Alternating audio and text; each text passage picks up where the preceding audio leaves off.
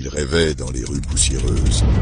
Il est devenu un phénomène mondial. Nous sommes en 1976, à Rio de Janeiro. Un jeune garçon, Ronaldo Luiz Nazario de Lima, rêve de football. Dans les rues poussiéreuses de Bento Ribeiro, il dribble, court et marque des buts imaginaires. Sa passion est évidente, son talent indéniable. À seulement 12 ans, il rejoint le club de São Cristóvão. Là, il est ébloui par sa vitesse et sa technique. Les recruteurs le remarquent. À 16 ans, il signe avec le Cruzeiro. Sa carrière décolle. En 1994, il est sélectionné pour la Coupe du Monde aux États-Unis. Bien qu'il ne joue pas, il observe, apprend et se prépare pour l'avenir. En 1995, il rejoint le PSV Eindhoven aux Pays-Bas. Ses performances sont spectaculaires. Il marque but sur but, attirant l'attention des plus grands clubs européens. En 1996, il signe avec le FC Barcelone. En Espagne, il devient une légende. Ses dribbles, sa puissance et sa précision font de lui un joueur redouté.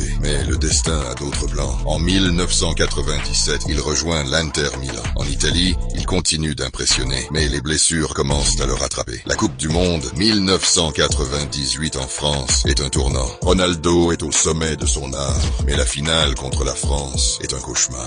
Le Brésil perd et Ronaldo est critiqué. Pourtant, il ne se laisse pas abattre. Il revient plus fort. En 2002, lors de la Coupe du Monde en Corée et au Japon, il mène le Brésil à la victoire. Il marque 8 buts, dont 2 en finale contre l'Allemagne. Ronaldo est de retour et il est couronné meilleur joueur du tournoi. Après la gloire, il rejoint le Real Madrid. Avec les Galactiques, il continue d'émerveiller, mais les blessures persistent. En 2008, il retourne au Brésil, au Corinthians. Il prouve qu'il n'a rien perdu de son talent. En 2011, il annonce sa retraite. Ronaldo, R9, l'icône, le phénomène, laisse derrière lui un héritage inoubliable. Sa carrière est un mélange de triomphes et de défis, mais son nom restera gravé dans l'histoire du football.